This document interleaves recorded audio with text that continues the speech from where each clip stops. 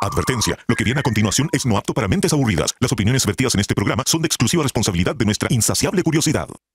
Señoras y señores, porque todo en la vida tiene su ciencia. Aquí comienza All You Need Is Love. El show de ciencia y tecnología más querido del mundo. Con la conducción del periodista Iván Rimaza. ¿Cómo estamos? Bienvenidos a una nueva edición completamente en vivo desde el estudio 195 de Santiago Televisión, también completamente en vivo por Radio USACH, siempre de lunes a viernes, 11 de la mañana, a menos que nos estés viendo en alguna de las hermosas repeticiones que tenemos repartidas por el metaverso, y el universo y el galaxiverso. Tengo una pregunta para ti. ¿Quién descubrió las emociones? ¿Cómo habrá sido sentir una emoción cuando todavía no le poníamos nombre? Imagínate. Estás en una cueva hace 50.000 años y de repente te viene una sensación terrible en el pecho porque viste que tu amigo se murió. Se te acelera el corazón, sientes un nudo en la garganta, qué sé yo, lo típico. Igual como cuando uno siente pena hoy día, solo que ahí no tenía idea de cómo llamar a esa tormenta que se desata. Es como tener un dolor físico sin saber que existe la palabra dolor. ¿Cómo lo comunicarías? ¿Cómo harías que otros se enteraran de que tienes esta dolencia? Uno de los primeros que estudió formalmente las emociones fue el señor Charles Darwin, el mismo de la evolución. Publicó en 1872 un libro que se llama La expresión de las emociones en el hombre y los animales. Y lo que hizo Darwin, si tú revisás el libro, aparecen retratos de él, retratos hechos por él, de personas de distintas nacionalidades, expresando diferentes emociones. Y vio que un japonés, un alemán y un aborigen australiano, por decirte, tienen todos las mismas muecas cuando sentían miedo o felicidad. Y hemos seguido descubriendo, entre comillas, emociones. Los portugueses, los brasileños tienen saudade, por ejemplo, ¿no? O los alemanes tienen el Schadenfreude, que es como el placer que sientes cuando le va mal a alguien que no soportas. O sea, ver fracasar a alguien que te cae mal, en definitiva.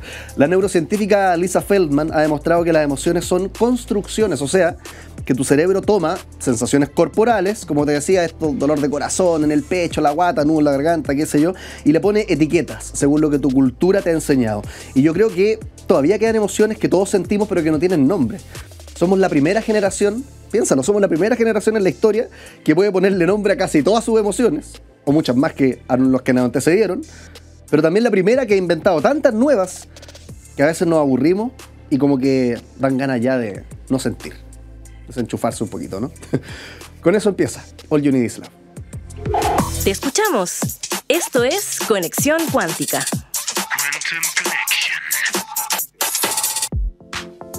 Tus 15 segundos de fama comienzan ahora. ¿Y cómo puedes participar de ellos? Sumándote en nuestras redes sociales, Santiago Televisión, USACH Oficial, Diario USACH, Radio USACH, todo eso lo encuentras en Instagram. Más fácil que andar transcribiendo estas cosas que yo te digo. Mira, va a aparecer un QR aquí abajo a la derecha, tú lo escaneas con tu celular y te vas directo a cualquiera de estas plataformas. ¿Por qué es interesante? No solamente estoy mendigando tus likes, que es lo que se hace en esta época moderna, sino que también es conveniente para ti, porque típico uno va al baño, de repente, en particular eso que se hace sentado, y uno se demora harto rato porque está con el teléfono, ¿no? Ya, si es que te metes a nuestras redes sociales, hay harto contenido para ese contexto, para estar ahí horas. Así que resolviendo dudas, por ejemplo, ¿sirve para algo el botón del semáforo?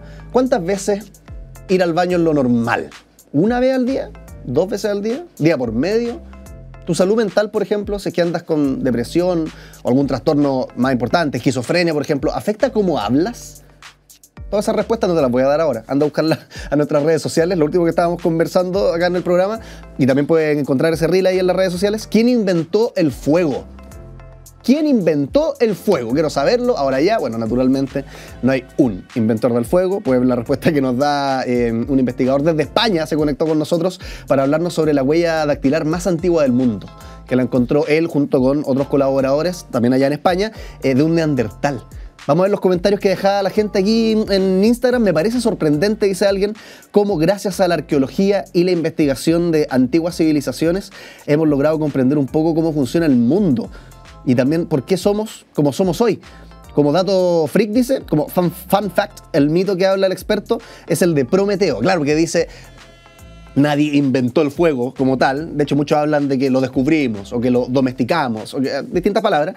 Pero si hay un mito griego que dice, una leyenda, y se me pierden, perdonen con la nomenclatura, pero de Prometeo, que sería, como nos dice acá Willownes, quien robó el fuego a los dioses y se lo otorgó a los humanos para que estos pudieran desarrollar herramientas. ¿Se dan cuenta? Nosotros aprendemos en conjunto. Ayer, de hecho, otra persona nos aportaba datos porque yo estaba hablando sobre los colores y nos escribía y nos daba también varios datos como de la neurociencia, el color y la percepción. Ustedes pueden comentar, pueden corregirme, pueden quejarse, pueden aplaudir, pueden pedir saludos para la mamá, para el papá, para la Alianza Roja del colegio no sé cuánto. Todo está aquí. Bienvenido. Seguimos con más. All You Need Is Love. Y ahora, ¿quién podrá explicarnos? Anticonceptivos. Generalmente para las mujeres se entiende como pastilla, hay muchas otras opciones, y para los hombres, condón. Hay muchas otras opciones. ¿Cuáles son esas muchas otras opciones? Bueno, una de ellas es una pastilla anticonceptiva, pero ahora para hombres, que ya empezaría pronto sus ensayos clínicos en humanos. Sobre esto vamos a conversar con Sebastián Lavanderos, médico académico de la UDP. Sebastián, ¿cómo estás? Gracias por estar acá. Muchas gracias por la invitación, encantado de estar acá.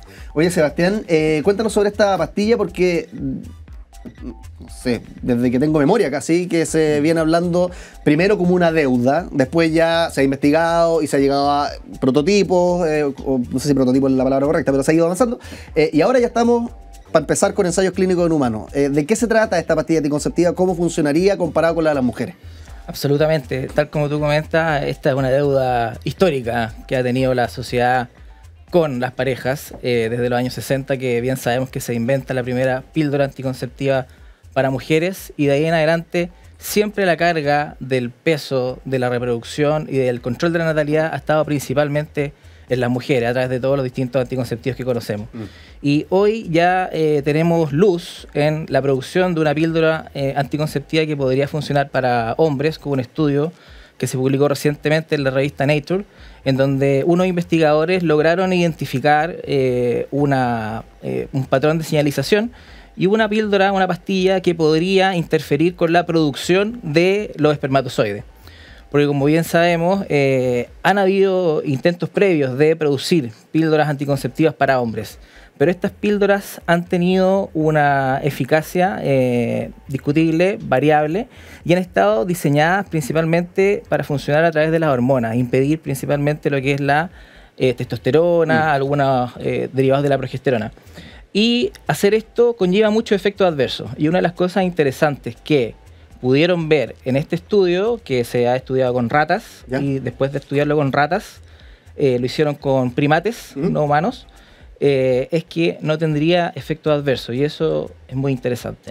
Oye, Sebastián, para explicarle a la gente, esto entonces impediría la producción de espermatozoides. ¿Es más o menos igual cómo funciona en el caso de las mujeres o hay algo distinto? Efectivamente, en el caso de las mujeres, sabemos que las mujeres ovulan una vez al mes, más o menos, ¿cierto? Entonces, el desarrollo de las píldoras anticonceptivas fue diseñado a principalmente inhibir la ovulación y que de esta forma no hubiera ovocitos, digamos, ovocitos, exactamente, que se pudieran encontrar con los espermatozoides. Se quedaran guardados en el ovario. El problema es que los hombres producen espermios todos los días. Claro. Y son millones y millones. O sea, un eyaculado normal puede tener 50, 200 millones de espermatozoides. En cambio, la mujer ovula según el ciclo menstrual, claro. Exactamente, un ciclo una vez al mes. Ese ovocito, de hecho, vive 24 horas.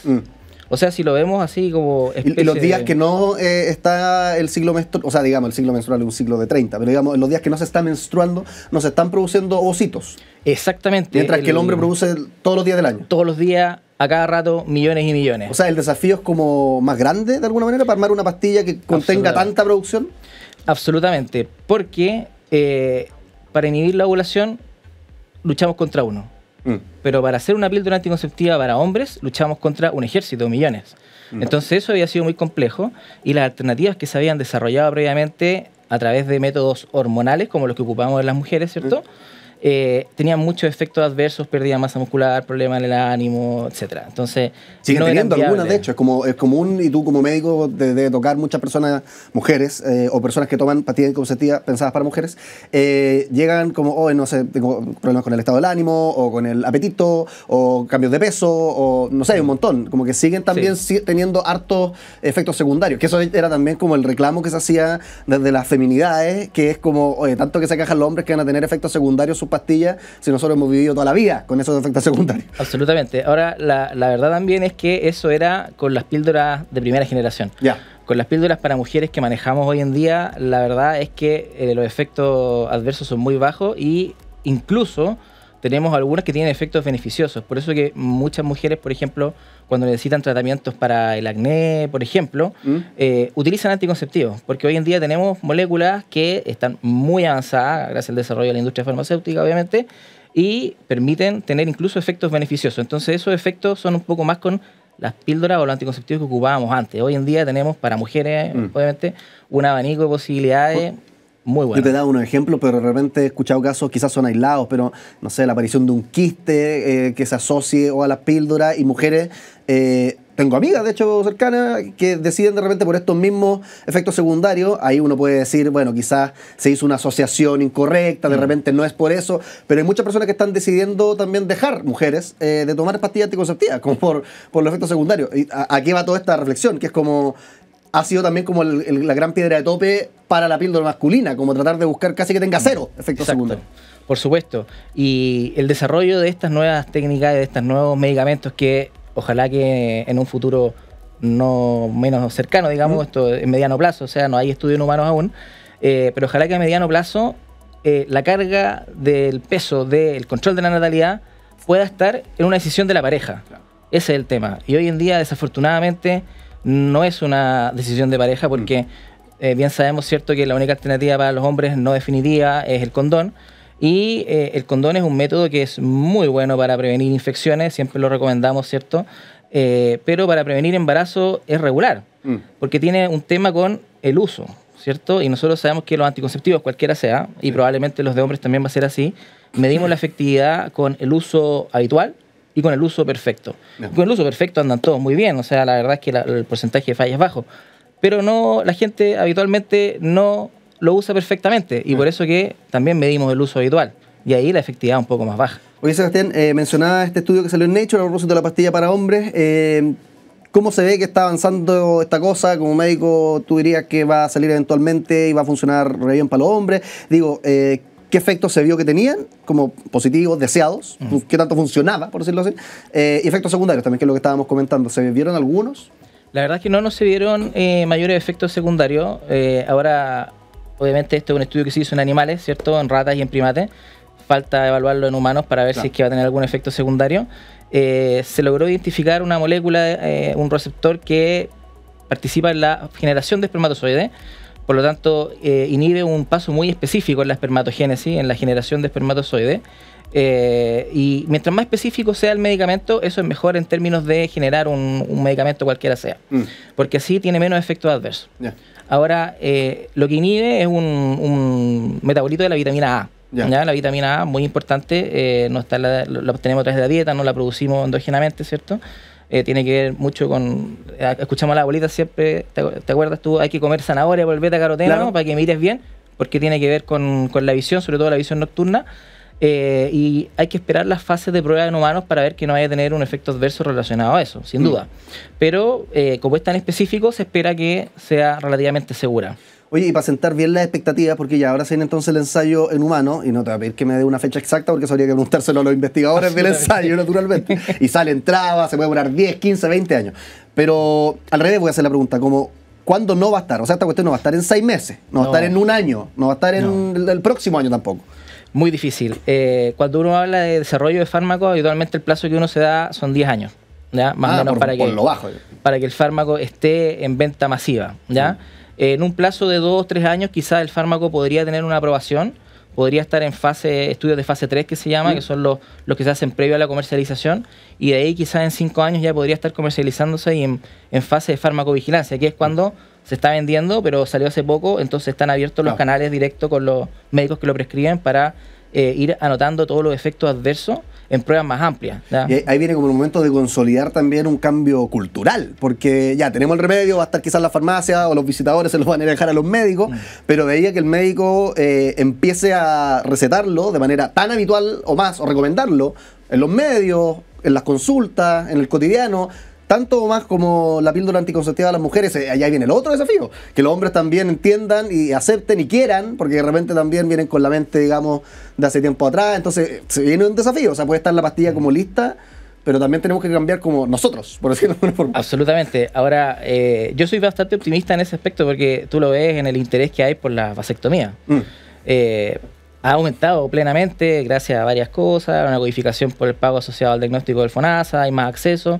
Fantástico. Ya. Y vemos o sea, que se ve más iniciativa, por cierto. cada vez hay más hombres interesados en participar en esto y eso sin duda es algo muy bueno, así que esperemos que siga Oye, así. otras alternativas que existen, Sebastián, bueno, mencionaste la vasectomía hacia la rápida, pero aparte de eso, después quiero profundizar en aquello.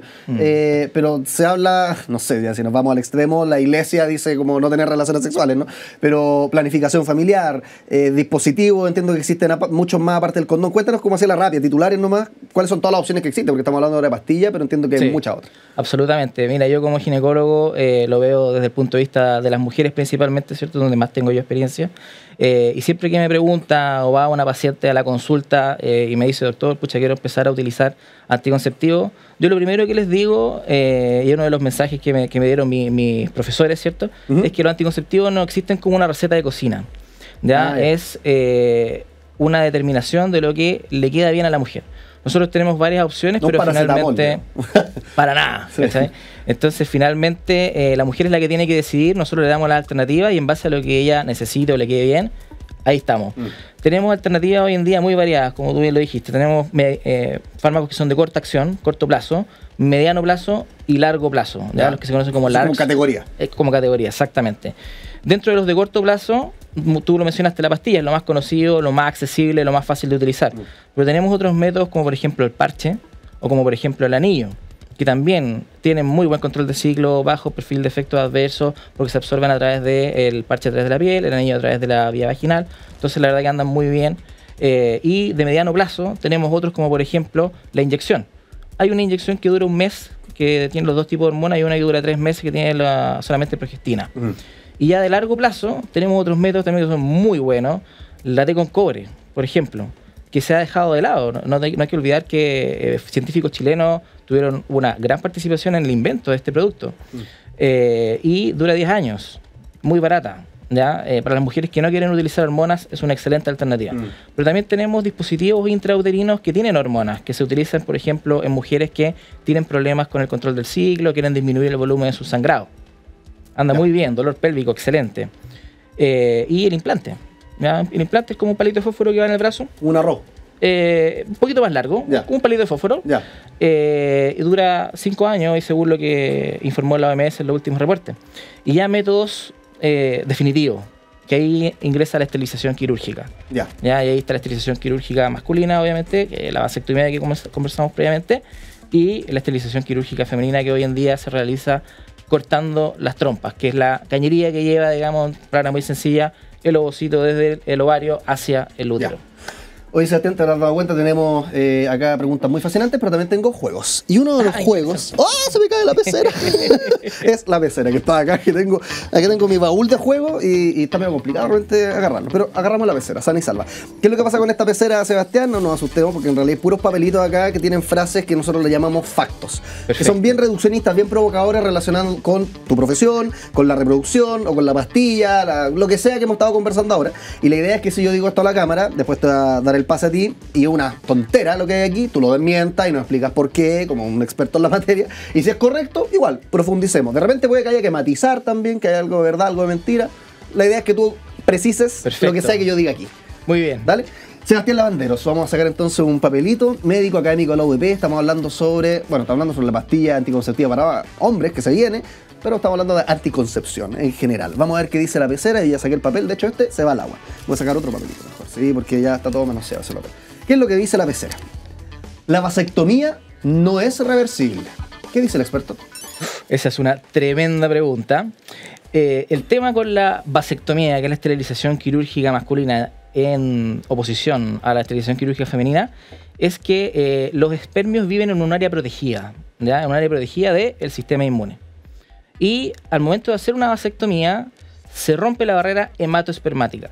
¿Ya? ¿Qué quiere decir esto? Que los espermios se exponen al sistema inmune y el sistema inmune puede generar anticuerpos contra esos espermios que los vuelven absolutamente inútiles, ¿vale? Obviamente, cuando se hace la vasectomía, se siguen produciendo espermios.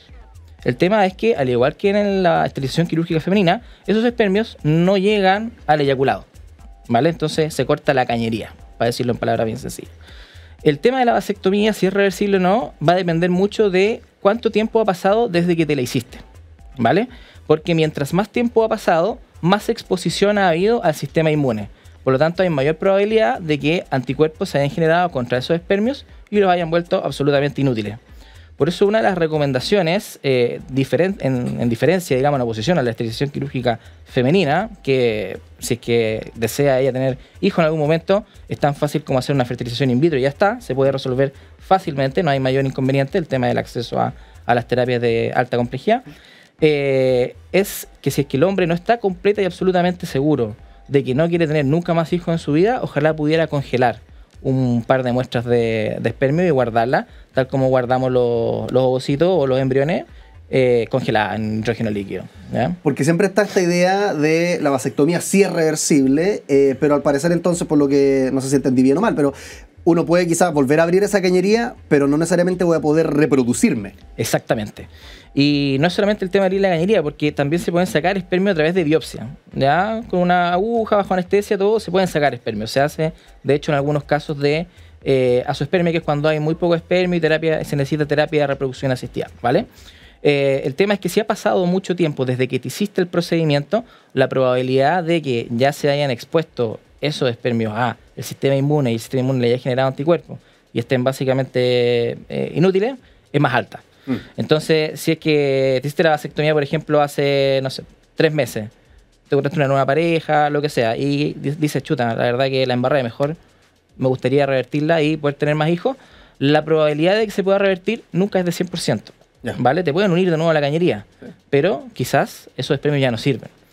Y si es que tú antes de hacértela decides guardar muestra, puedes acceder después con esa muestra a una terapia de reproducción asistida. A la segura. Y se paga igual como una mensualidad, obviamente, pero... Exactamente. Pero uno como que... No sé, claro, pero ahí no está la duda, porque al parecer lo que me desprendo de esto... Porque el de lo que mencionaste de las mujeres también es un procedimiento quirúrgico que tampoco es reversible. Entonces, cuando nos metemos ya en temas de pabellón, por decir así, ya es como mejor optar por lo otro. No sé, condón, dispositivo intrauterino, parche, condón femenino, pastilla. Porque ya todo lo que es pabellón, de repente puede que no lo puedas revertir. Y los métodos de larga acción, una T con cobre, un dispositivo intrauterino con medicamentos, un implante, esos duran 5 años. El dispositivo intrauterino con medicamentos actualmente está durando 8, el dispositivo intrauterino con cobre dura 10.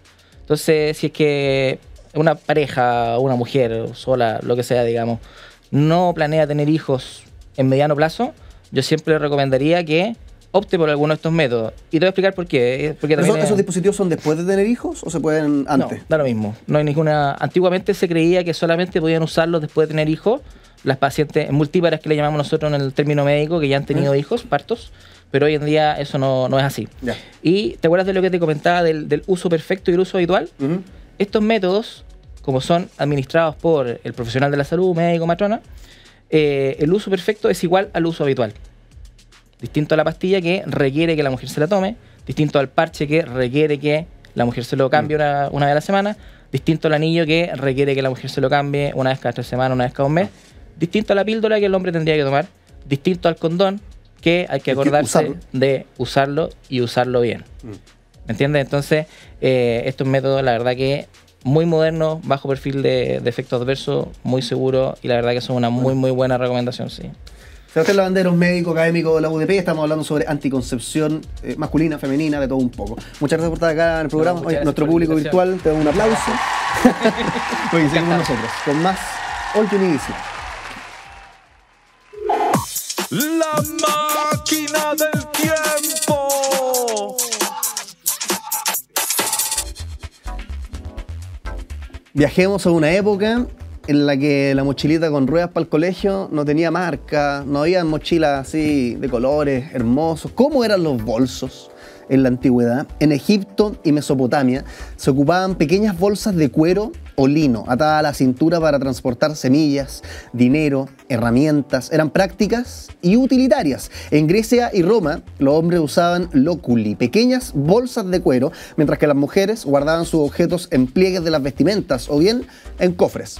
Los dejaban de repente en la casa o andaban con unos cofres chiquititos más portátiles. Era todo esto, cada una de estas prendas, cada uno de los, tanto en Egipto, Mesopotamia con sus bolsas de cuero, Grecia y Roma con estas bolsitas también, o cofre o pliegues de la vestimenta, era símbolo de estatus. Algunos bolsos llevaban bordados, metales preciosos y marcaban así clase social, o también tenían una función religiosa. Luego, en la Edad Media, Renacimiento, se fueron refinando estéticamente todas estas cuestiones. Aparecieron unas que se llaman las puches o pouches, no sé cómo se dirá, que son como bolsitas colgantes, sujetas al cinturón, tanto por... pouches, creo que era en inglés, sí, pouches. Sujetas al cinturón tanto por hombres como por mujeres. Se usaban para llevar monedas, llaves, reliquias, bolsos bordados también se usaban en el Renacimiento. Las mujeres de la nobleza ocupaban bolsos más adornados, hechos a mano, como símbolo de feminidad, de riqueza. Habían también una que se llamaba mochilas de peregrino que usaban harto viajeros religiosos para llevar provisiones en trayectos largos. Ahora en la actualidad hay una revolución de la moda, en particular desde el siglo XX en adelante los bolsos ya se diversifican según la ocasión.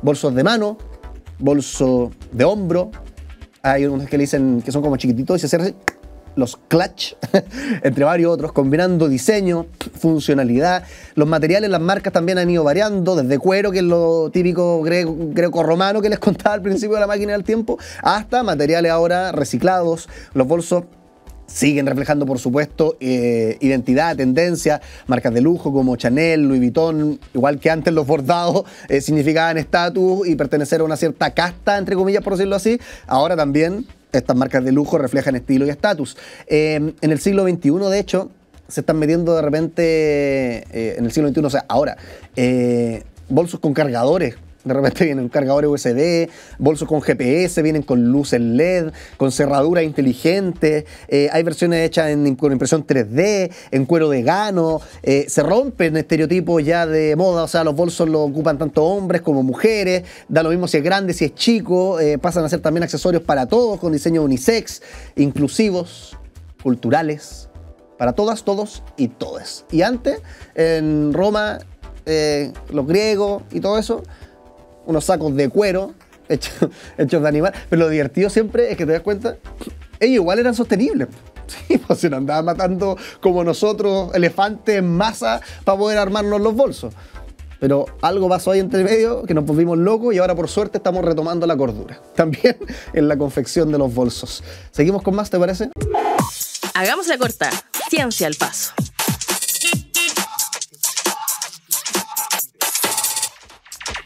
Seguimos, vamos con noticias de astronomía. Desde Chile, astrónomos descubrieron un inmenso choque de galaxias que estaría pasando allá lejos. Una justa cósmica, le dicen los expertos. Un equipo internacional de astrónomos descubrieron desde Chile, me gusta el chauvinismo siempre de estas notas periodísticas sobre ciencia, desde Chile.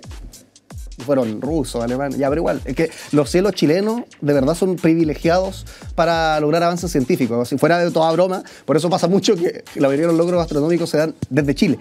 Y en este caso, un equipo internacional de astrónomos descubrieron dos galaxias lejanas, desde Chile, similares a la Vía Láctea, que están en pleno choque, es decir, en proceso de fusión. Ambas se encuentran a 11.000 millones de años luz del sistema solar y protagonizan una violenta colisión, según informa un comunicado del Observatorio Europeo Austral que estoy leyéndoles en este momento. Los científicos llamaron a este momento una justa cósmica, ya que pareciera que están peleando con espadas. Esto porque una de ellas posee un cuásar adentro que expulsa rayos hacia la otra, perforándola, entre comillas, con una lanza de radiación. ¿Me siguen la metáfora?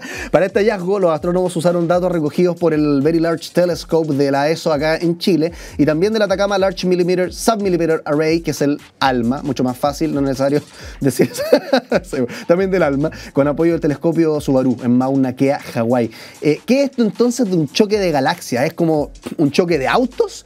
Bueno, partamos aclarando que sí, las galaxias pueden chocar. De hecho, las fusiones de galaxias son eventos más o menos comunes en el entorno cósmico, ya que se producen por la atracción gravitacional. Lo hemos hablado de repente acá, el hecho de que nosotros seamos masa hace que nos atraigamos eventualmente. No por nada el Sol, que es tan macizo, tiene un montón de compadres girando alrededor porque mantiene ahí como una atracción de alguna forma. No es magnetismo ni nada por el estilo, pero la masa atrae otras masas. Lo estoy simplificando de manera extremadamente vulgar, pero por eso algunas veces llegan a chocar también las galaxias. Por ejemplo, los astrónomos creen que en unos miles de millones de años más la Vía Láctea se va a fusionar o va a chocar con Andrómeda, que es la galaxia más cercana. Claro, tú no vas a estar vivo, tus nietos tampoco, tus bisnietos tampoco, tu apellido probablemente ya ni siquiera exista en la faz de la Tierra, pero ese es como el pronóstico, ¿no? Que eventualmente van a chocar incluso Andrómeda con nuestra galaxia.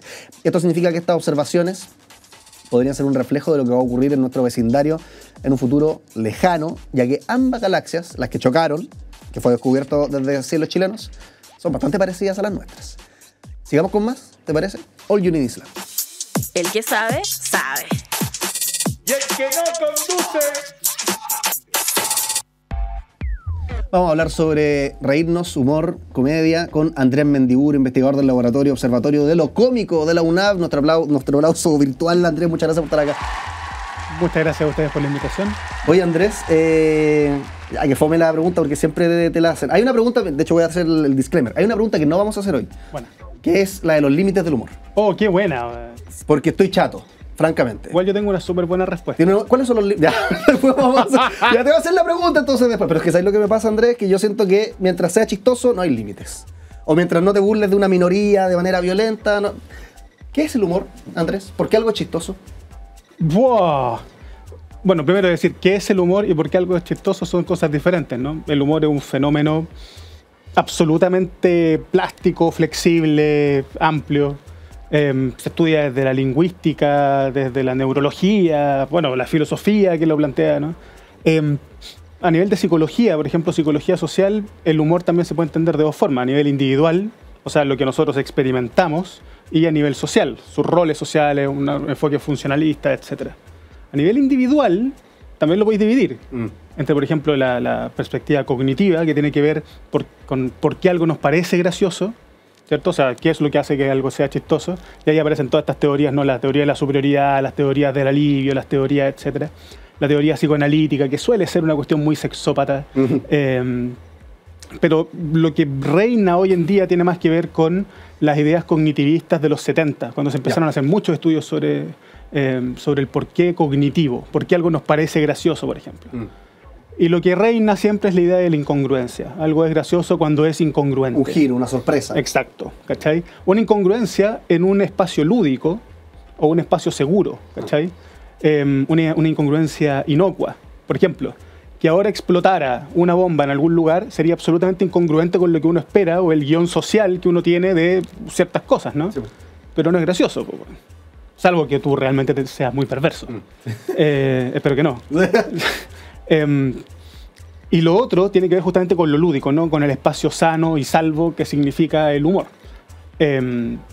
Sano y salvo en términos de que no tenga consecuencias negativas, ¿ya? No sano y salvo en que lo sea para todos, por ejemplo. ¿Ya?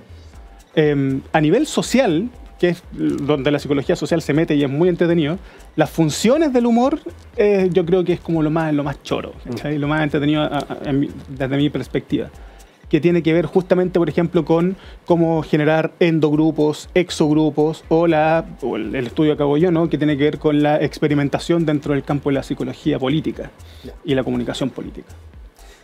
En resumen. Después te voy a hacer la pregunta sobre los límites, porque me prometiste una buena respuesta, así que tengo que sacarle jugo. Sí. Pero primero, chistoso se nace, chistoso se hace.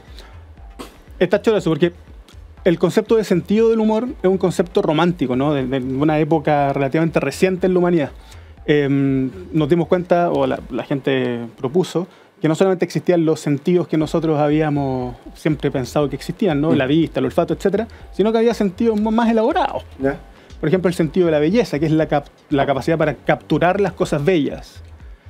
O el sentido del humor, que es la capacidad para capturar los aspectos estéticos de algo gracioso. ¿Cachai? Se mete la filosofía incluso. Claro, por supuesto, sí. Absolutamente. Ahora, esto de ser o no ser gracioso tiene que ver con básicamente qué es lo que se entiende por humor a nivel intrapsíquico, ¿no? A nivel psicológico, personal, individual. Y eso son muchas cosas. Por un lado, generar humor se ha visto que es una capacidad que se puede desarrollar poco, ¿vale? O sea, ser gracioso. Sin embargo, la capacidad para capturar el humor, o sea, para tener más sentido del humor, sí se puede desarrollar. O la capacidad para pertenecer en grupos y participar humorísticamente también se puede desarrollar. Claro. Pero esta cosa de desarrollar como el ser chistoso, ser como el Lucho Slimming, como el Edo Caroe, ¿cachai? Ser rápido como el Álvaro Salas para echar talla, etc., se ha visto que es una capacidad bastante innata. Ya. Hay como un poco un mix, digamos, de lo innato, lo que se llamaría, más allá que la palabra le guste o no, pero como un talento, por decirlo así. Y lo otro, porque también uno puede ser formulaico. Yo pienso en un equipo de comedia, por ejemplo, acá en Chile, un Morandé o El Muro, o en Estados Unidos un Saturday Night Live, que tienen que tirar talla literalmente todos los días o toda la semana. Uno empieza también de repente, a atender a fórmulas, y eso también genera risa.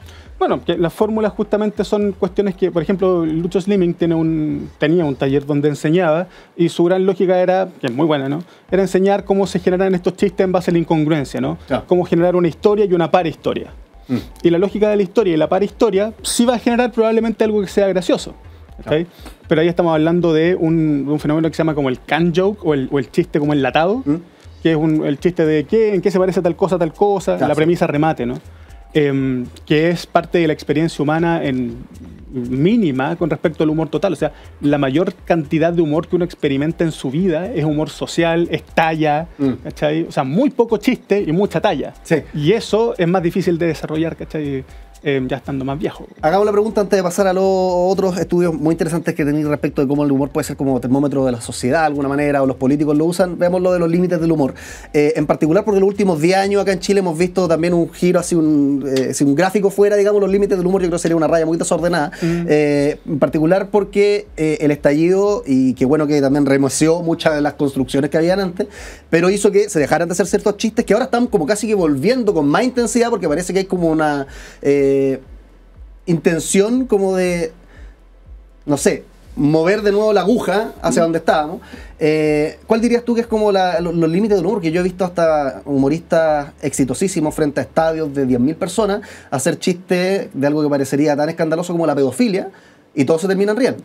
Ajá. Y no aparecen el otro día en un titular ni detrás de las rejas, ¿no? Ajá. ¿Cómo abordarías la pregunta? Bueno, yo pienso que el humor no puede tener límites porque no puede tener una definición tampoco.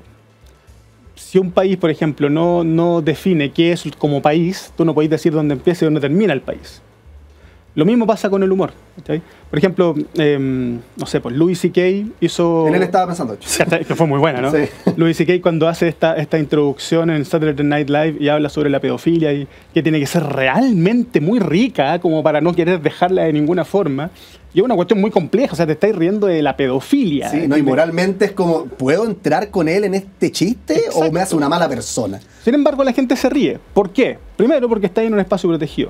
Segundo, hay una teoría muy linda que se llama la teoría de la norma, o sea, del prejuicio normado, ¿no? Que básicamente establece que tú podés manifestar el prejuicio que sientas ante ciertos grupos o las actitudes que tengas ante ciertos temas, como por ejemplo la pedofilia, siempre y cuando la norma te lo permita. Y lo que dice la teoría es que el humor lo que hace es ampliar la norma. Entonces, si yo he hecho talla sobre esto, lo que tú entiendes es que se puede entonces uno burlar de este tema y uno puede sacar el prejuicio en este caso. O el estereotipo que tenga. No es que la gente que se ría sea pedófila o apoye la pedofilia. Claro. Sino que pueden sentir que, este tema efectivamente que pareciera ser gracioso es un tema del cual yo me puedo burlar o reír en este espacio porque es un espacio protegido, lúdico, etc. No está la policía vigilando quién se está riendo para acusar. Y si la tuviera tampoco te llevaría detenido, digamos. No podría. Porque no es moral solamente la culpa. Exacto. Casos como ese efectivamente tienen esa cuestión, ¿no? Pero por ejemplo, decidir qué es lo gracioso y qué no es lo gracioso es una cuestión que primero es inconducente, porque nunca se va a lograr una definición. Universal no, pues depende mucho de cada uno. Exacto, y depende mucho sobre todo de... O sea, en Viña de repente se ríen de cosas religiosas y al otro día están toda la gente creyente enojada, pero todos los que no son creyentes agnósticos se cagaron de la risa también, ¿no? Claro, eso también es tan interesante porque hay otra teoría, ¿no? Que es la teoría de los fundamentos morales, que plantea que universalmente existen 5 grandes fundamentos morales que nos llevan a tomar decisiones. Y estos fundamentos morales son cuestiones intrínsecas de los seres humanos, ¿no? O sea, cuestiones que evolutivamente fuiste desarrollando. Por ejemplo, el cuidado, el cuidar a los demás, el preocuparse de los demás, etc. O el respeto a la autoridad, ¿sí? O la santidad, el respeto a la pureza, a los santos. Y lo que se ha visto es que la gente que opta más por la lógica del cuidado, por ejemplo, el cuidar a los demás, encuentran muy poco gracioso los chistes sobre inmigrantes. ¿Cachai? Y usualmente son gente más a la izquierda, liberales, etc. La gente de derecha, más conservadora, etc., encuentran muy poco gracioso reírse sobre las cosas más puras, como la religión. Sin embargo, la gente más religiosa, más conservadora, tiene alta otra variable que es los cavalier beliefs. O una cuestión así como la capacidad para reírse de las cosas sin que sea tan grave. ¿Cachai? Entonces ellos dicen, bueno, no es tan grave. Esa capacidad es mucho más alta en ellos. Por ende, ellos un cinismo, una distancia de lo que te está... Más que un cinismo, ¿cachai? Así como la capacidad, bueno, es un chiste. Ya. Eso se da mucho más en la gente conservadora que en la gente liberal. Ah, wow. Brígido. Por eso cuando dicen que la gente, por ejemplo, de izquierda es grave, no quiero decir que sea así, ¿no? Pero algo de cierto tiene. Quiero decir que hay evidencia. Sí, hay evidencia. Oye, Andrés, entremos en la política. ¿Cómo ocupan los políticos el humor? ¿Les da voto a veces? ¿Hacen que pierda voto? ¿O en realidad enfrenta la pregunta como queráis tú, del enfoque que queráis? Humor y política. Enorme. Hay dos temas de humor y política, por supuesto. El primero es el humor que se burla de los políticos y el segundo es... El usado por los políticos. El humor que usan los políticos, claro. Y yo, afortunadamente, y gracias al Estado de Chile, he podido tener fondos para investigar ambas cosas, ¿no? A través de fondos. Sí. Partamos con el que usan los políticos. El que usan los políticos. Los estudios que yo he hecho y que yo he leído en el mundo, que son pocos, lo que muestran es que en general los políticos usan humor. Por ejemplo, Clinton o Kennedy tenían entre su equipo de escritores de guiones a comediantes. Wow. Obama también. Gente que le escribía chistes. Obama participaba en Saturday Night Live. Yo creo que uno piensa, presidente, ¿cierto?, chistoso, Obama es como el primero que se nos viene a la cabeza. Exacto, y ha habido presidentes de Estados Unidos, que son los casos que están más reportados, ¿no?, que son muy buenos para la talla. Ronald Reagan, por ejemplo, esta cuestión cuando suena un globo que explota en el público, le está dando, y dijo así como, you missed. Ah, claro. Como que alguien le había disparado. Como que no le llegó el balazo. Claro, es un tipo muy chistoso, gracioso. Rápido. Sí. Rápido. Ese tipo de cuestiones, lo que se ha visto es que sí tiene efecto en las personas y en las percepciones que tienen las personas sobre los políticos. Primero, el humor que más usan los políticos es el humor agresivo. Nosotros hicimos un estudio en Twitter, por ejemplo, que mostró que, si bien se usa poco, lo más usado es el humor agresivo, el sarcasmo, la ironía, la sátira. ¿Para qué? Para burlarse de los opositores, ridiculizar las posiciones, etcétera. En ese caso me acuerdo que en el análisis que hicimos había un par de tweets de políticos que eran bastante graciosos. Desbordes muy agresivo, por ejemplo. Cast también muy agresivo, pero bastante gracioso también, como lo determinamos, etc. Eso es lo primero, se usa mucho. Si tú veis, por ejemplo, cuando los políticos discuten entre ellos, la utilización del humor es agresiva. Luego, también existe otra forma de utilizar el humor, que es el humor autodescalificatorio. Burlarse de sí mismo. Por ejemplo... Muy bueno, eso lo estamos viendo, los virales que hacía Cast también. Sí, fantástico. Sí, bueno. Los virales de Cast con el mismo Tuga, etc. Bueno, hicimos un experimento con eso también. Por ejemplo, cuando aparece Trump en Saturday Night Live y permite que le despeinen el pelo. ¿Cachai? No, fue con Jimmy Kimmel, creo. Sí, claro, pero me acuerdo. Estaba chascón. La foto después de Trump chascón. Una maravilla. Sí. El expresidente Piñera cuando estaba bailando Thriller, ¿cachai? Que son cuestiones súper autodescalificatorias, o sea, en un sentido muy positivo, burlarse de sí mismo. ¿Cachai? Y lo que se ha visto, el efecto que nosotros también vimos, es que cuando el político se ríe de sí mismo, logra aterrizarse y bajarse el estatus. Pero no bajarse el estatus a un nivel que la gente diga, qué payaso ridículo, sino que bajarse el estatus de que las personas dicen, se parece a mí. Hay un sentido de identificación. Una pertenencia. Exacto, y funciona. Funciona súper bien. Por eso los políticos lo saben y lo utilizan. ¿Cachai? Lo utilizan bastante. Oye, Andrés, te habrás dado cuenta, preguntas fascinantes tenemos aquí, pero yo también tengo juegos. Y uno de los juegos que tengo es esta ruleta que está acá atrás. Hermosa. Y esta ruleta Qué bueno que la piropea porque se nos desarma cada rato, pero es hermosa. El La papel lustre me encanta, ¿no? Cada uno de estos colores se corresponde con una pregunta que podría ser un niño o una niña sobre lo que estamos hablando. Políticos, humor, chistes, etcétera. Y la idea, independiente de la formulación, es que ojalá cuando la escuches tú te pegues el rollo ahí y puedas desarrollarla lo mejor posible. Feliz. Tiremos la ruleta entonces a la cuenta de 1, 2 y 3. Gira la ruleta mientras conversamos con Andrés Mendiburo, investigador del Laboratorio y Observatorio de lo Cómico de la UNAV, también profesor en su universidad, parte de la red de investigación y humor Ríe, tanto más. Con Andrés Mendiburo, donde cae la ruleta, al parecer en el color, mira, qué bonito, azul, Me encanta. petróleo, azul, no azul. Azul eléctrico. Así que me gritan acá que siempre invento nombres para los colores, pero que me gusta trabajar en cerecita. Ese es como mi sueño frustrado. Sí. Inventar Vamos, el nombre de color. Azul eléctrico. Para Andrés Mendiburo, la pregunta entonces: ¿quién es el candidato más fome? Responde el experto. ¿El candidato más fome de los actuales? ¿Y por qué y cómo podría impactar a su candidatura? Yo creo que hay un candidato que es más grave, que es Artés, que es más bajo justamente en esta variable que es los Cavalier Beliefs, la capacidad para tomarse las cosas como chiste. ¿Cachai? Eso impacta, porque lo que nosotros hemos visto, por ejemplo, sobre todo con la candidatura de Kast en la segunda vuelta con Boric, lo que vimos fue que la utilización del humor por parte de Kast logró que la gente bajara las emociones negativas que tenían respecto a él. Y eso aumentó su probabilidad de voto en la muestra que utilizamos, al menos que eran 2000 y tantas personas. Y en gran medida eso tenía que ver con que las personas consideraron que él tenía la capacidad también de no tomarse tan en serio esto, por ende no es tan peligroso. ¿Cachai? ¿Por qué? Porque ser grave te da un estatus muy alto, pero también te da un estatus muy alto de autoridad autoritaria, etcétera, etcétera. Entonces, yo creo que claro, yo creo que Artés puede tener eso, sobre todo porque le he visto todo el resto de las personas que han sido capaces de hacer chistes y Artés no tanto, quizás. Por lo que nos contabas antes, de hecho, que tirábamos la ruleta, si de repente Artés como Kast se pusiera a tirar más talla, eso podría, no está asegurado, pero lo podría hacer verse más cercano con la gente, eventualmente ganar más votos y un cuanto hay de beneficio. Exacto, abrir su TikTok puede ser muy beneficioso, tal como en el caso de Kast. Tal cual. Oye, Andrés, vamos a cerrar con el otro tipo de humor y política, que es el que se hace contra los políticos. Sí, sí. Porque ahí hubo un estudio que armaste que voy a tirar el titular como reduccionista, pero es como que casi que los chistes pueden predecir el futuro, de alguna manera. No, más que predecir el futuro, los chistes... Es como cuando vaya un tarotista serio ¿ya? Y te dice... Bueno, tarotista serio... Vamos, dentro de lo que es el espiritualismo del tarot. Exacto. Sí. Cuando vaya a un tarotista serio y te dice, mira, yo no veo el futuro, pero yo te puedo hablar sobre el presente, ya. Es eso. Lo que hacen los chistes más que, por ejemplo, los memes, más que comunicar qué es lo que va a pasar, si bien existen estudios de predicción, ¿no? Por ejemplo, lo que hace la gente en la UDD, este análisis que están haciendo como a nivel de tweets, etcétera, que está súper interesante, Alonso. Lo entrevistamos acá hace como un mes, de hecho. Lo sé, y me nombró. Y fue muy decente de su parte. No, pero hacen un trabajo súper serio. Yo creo que ese tipo de trabajo apunta en esa dirección.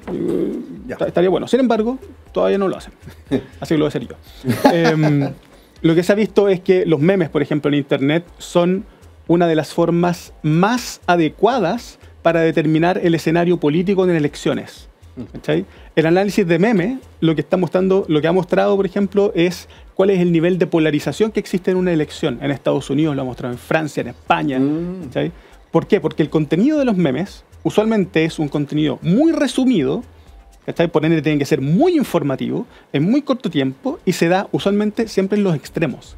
Muy extraño que alguien de centro haga O sea, la ciencia nos dice que los memes son mejores como termómetro social, memes de humor político, mejores que una academia. No, no dice eso, dice que son una forma de hacerlo. La academia habla sobre otras cosas, ¿no? Yeah. Pero, por ejemplo, los memes sí son una buena forma de hablar de polarización en momentos muy específicos. Yeah. Y una forma mucho más rápida que hacer la academia, ¿no? Y lo que tú analizaste en particular, Viña y el estallido, ¿cómo conversaba todo esto del humor político? Eso estuvo muy bueno. Eso lo hicimos con Gonzalo Serrano de la Adolfo Ibáñez. Lo que hicimos fue agarrar todo lo que han hablado los comediantes, todas las rutinas hechas por comediantes chilenos del 2000 hasta el 2018. Tomamos eso, lo pasamos por estos procesadores de lenguaje natural, vimos cuál era, por ejemplo, el contenido de emocionalidad negativa, emocionalidad positiva, cómo aparecían ciertas temáticas como la justicia, como el gobierno, etc. Y teniendo eso por año, dijimos, bueno, hagamos más macrodata y tomamos los resultados de las encuestas CEP. y los resultados de la encuesta CEP con respecto a confianza en instituciones, confianza en el gobierno, confianza en la justicia, etc. Y las correlaciones son hermosas, porque... ¿Directa, diría uno? O sea, estadísticamente significativa. Ya. O sea, lo que aparece es que mientras más se acerca al 2018, mientras más aumenta el tiempo, más aumenta el contenido negativo. Estamos hablando de que después ya fue el estallido social, etc. El contenido negativo como emocionalidad negativa, como queja, ira, claro, tristeza. Sí. La motosierra, digamos, básicamente. Claro, o sea, que un comediante te hable sobre cosas negativas es algo que es más común hoy día que lo que era el 2000. Sí, de hecho sí. Mientras disminuye también el contenido más alegre, más positivo, más bonito, etc. Claro. Y eso a la vez correlacionó con la confianza en las instituciones. O sea, mientras más aumentó esta cuestión del contenido negativo, triste, más disminuía la confianza en instituciones. Eso no quiere decir que una cosa causa la otra. Quiere decir, a nuestro parecer, y en base a la teoría que existe, que los comediantes son, así como los memes en ciertos casos, sí, los comediantes son un vehículo y una voz respecto a qué está pasando. ¿Sí? Y que lo presenten de esa manera en un escenario tan enorme, lo que genera es que la gente se informa o tiene un resumen respecto a cuál es el clima que existe respecto a la posición de las personas, justamente de la sociedad, sobre los políticos. Es brutal, o sea, son el bufón de la corte. ¿Sí? Siguen siendo. Siguen siendo, sí, menos mal. Sí, bueno, sí. Andrés Mendiburo, académico de la UNAV, investigador del Laboratorio y Observatorio de lo Cómico. También los invito a los que están, todos los niños que ven All You Need Is Love, revisen la red de investigación y estudios del humor también, porque hay profes de la UDP, profes de la UNAV y mucho más que están viendo todos estos temas. Muchas gracias, Andrés. Oye, nuestro público te da un aplauso, un agradecimiento, porque yo no soy capaz de aplaudir. Y seguimos con más All You Need Is Love.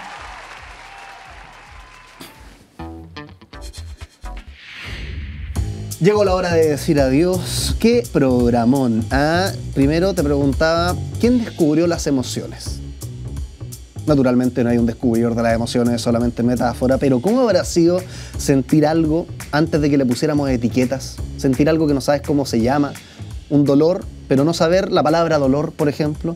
Bueno, ahí puedes revivirlo como siempre en YouTube, repeticiones los fines de semana y tanto más. También conversamos con Sebastián Lavanderos sobre la anticoncepción, porque hay una pastilla anticonceptiva masculina que está en el horno, debería llegar en menos de 10 años. Sí, yo sé que es mucho tiempo, pero en los 90 decir esto era impensado. Ahora al menos lo podemos decir. Va a empezar ensayos clínicos en humanos, así que ¿cómo va a funcionar eso?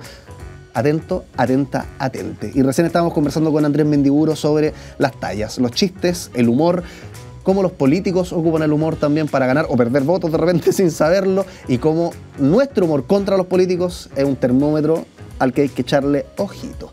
Oye, se vienen días bonitos por delante. Ánimo, ánimo, arriba los corazones. Nos vemos en otra. Que estés bien. Chao, chao.